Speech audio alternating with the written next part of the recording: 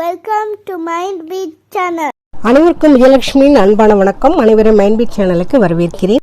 பொதுவாக நம்ம எல்லாருக்குமே பணம் சேர்க்கணும், பணக்காரன் ஆகணும், செல்வந்தர் ஆகணும் அப்படின்ற எண்ணம் இருக்குது. இந்த எண்ணம் இல்லாதவங்க யாருமே இருக்க முடியாது. ஆனால் அதுக்கு நம்ம என்ன செஞ்சிட்ருக்கோம்? பணம் உங்ககிட்ட சேருவதற்கான பழக்கங்கள் இதெல்லாம் நீங்கள் வச்சிங்கன்னா நிச்சயம் நீங்கள் ஒரு பணக்காரர் தாங்க. உங்கள் சம்பளத்துலேருந்து சேவ் பண்ணணும்னு நினைக்கிற பணத்தை முதல்ல எடுப்பீங்களா, கடைசியில் எடுப்பீங்க? பணம் சம்பந்தமான அறிவை நம்ம வளர்த்துக்கணுங்க. பணத்தை கையாளக்கூடிய திறமை, பணத்தை அதிகமாக்கக்கூடிய பழக்க வழக்கங்கள் ஒவ்வொரு நாளுமே நம்ம கண்டினியூவாக செஞ்சுட்டு வரணுங்க.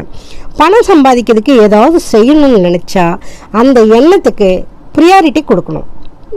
உங்ககிட்ட இருக்கக்கூடிய பணம் பன்மடங்காக பெருகிறதுக்கு ஒரு சில விஷயங்களை ஃபாலோ பண்ணுங்க. இப்போ உங்களுடைய வருமானத்தில் ஏதோ ஒரு தொகை, அது ரொம்ப அதிகமாக இருக்கணும்னு அவசியம் இல்லை, ரொம்ப கம்மியாக இருந்தால் கூட அந்த தொகையை எடுத்து வைங்க.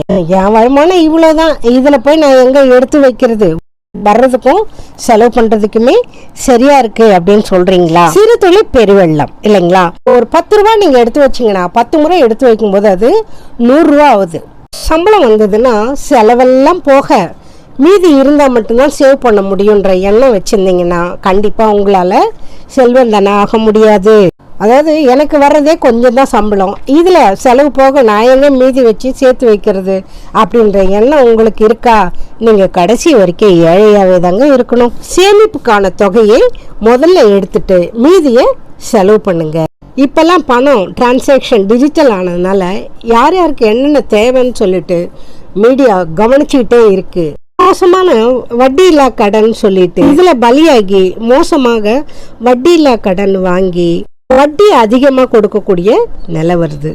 இது உருப்படியான விஷயம் இல்லைங்க. பிஸ்னஸ் ஆரம்பிக்க முதலீடுக்கு கடன் வாங்குறது, பிறகு சம்பாதிச்சு கொடுக்கறது அது தப்பு கிடையாது, அது நல்ல கடன். அது இல்லாமல் நான் ஒரு பொருள் வாங்கணும், எனக்கு தேவை அதிகம் இல்லாத ஒரு பொருளை இஎம்ஐ கட்டி வாங்குறது, எஸ்எம்எஸ் மூலமாக கடன் வாங்குறது மோசமான கடனுங்க. இது தனக்கு சாதகமாக பயன்படுத்திக்கிறது. இன்னொன்று, அடுத்தவங்க பணத்தை வாங்கி நம்ம ரொட்டேட் பண்ணுறது, இதுவே பழக்கமாகி தொடர்கதை போல் செய்ய ஆரம்பிச்சிருவீங்க. இதுவும் உங்களை கடைசி வரைக்கும் ஏழையாக தாங்க வச்சுருக்கோம். இந்த பழக்கத்திலேருந்து வெளியில் வந்தீங்கன்னா கண்டிப்பாக நீங்களும் ஒரு பணக்காரர் தான். முதலீடு பண்ணணும், சேவ் பண்ணணுன்ற விஷயத்த நாளைக்கு பார்த்துக்கலாம், அடுத்த மாதம் பார்த்துக்கலாம் அப்படின்னு தள்ளி போடுறது ரொம்ப தப்புங்க. எந்த அளவுக்கு நீங்கள் தள்ளி போடுறீங்களோ அந்த அளவுக்கு உங்களுக்கு ஒரு விதை நட்டோம்னா செடியாகும், அதுக்கப்புறம் மரமாகும், பூ பூக்கும், காய் காய்க்கும், பழம் பழுக்கும். அப்போ அதை நம்ம எடுக்க முடியும் இல்லைங்களா? விதையே நடாமல் பயன் நம்ம எதிர்பார்க்க முடியாது இல்லைங்களா? அது போல தான் நீங்கள் சேவிங்க ஆரம்பிக்கணும். அப்படி ஆரம்பிக்கும்போது அந்த பழக்கமே உங்களுக்கு நாளடைவில் அதிகமாக்கி உங்களை ஒரு பணக்காரராக ஆக்குங்க. தேவையில்லாமல் தொடர்ந்து செலவு பண்ணுறது, உதாரணமாக 2 வீலர் கடன் வாங்கிறது, கார் கடன் வாங்கிறது, மாதமான ஹோட்டலுக்கு போகணும், ஹோட்டலில் போய் தான் சாப்பிட்ணும் அப்படின்ற பழக்கத்தை வச்சிருக்கக்கூடாதுங்க.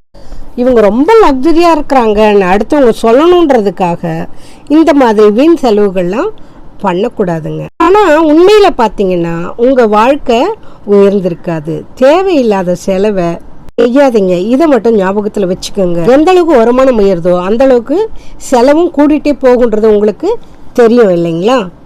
கண்டுக்காமல் செலவு செய்கிறது, மாதம் மாதம் கட்ட வேண்டியது, சில மாதங்களுக்கு ஒரு முறை கட்ட வேண்டியது, இதை கட்டணுன்ற எண்ணமே இல்லாமல் இருந்தால் அதுவும் நம்மக்கிட்ட இருக்கக்கூடிய பணத்தை கரைச்சிக்கிட்டே இருக்குங்க.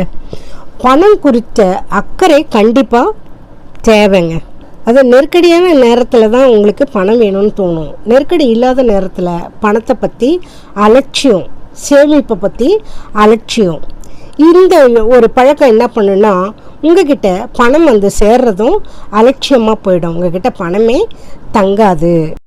எப்பவுமே பணத்தை ரொம்ப அக்கறையாக நினைக்கணும். பணத்தை எப்பவுமே அலட்சியமாக நினைக்கக்கூடாதுங்க. பணம் சேரணுமா, நீங்கள் பணக்காரர் ஆகணுமா, மறந்தும் இந்த சொன்ன விஷயங்களை செய்யாதீங்க.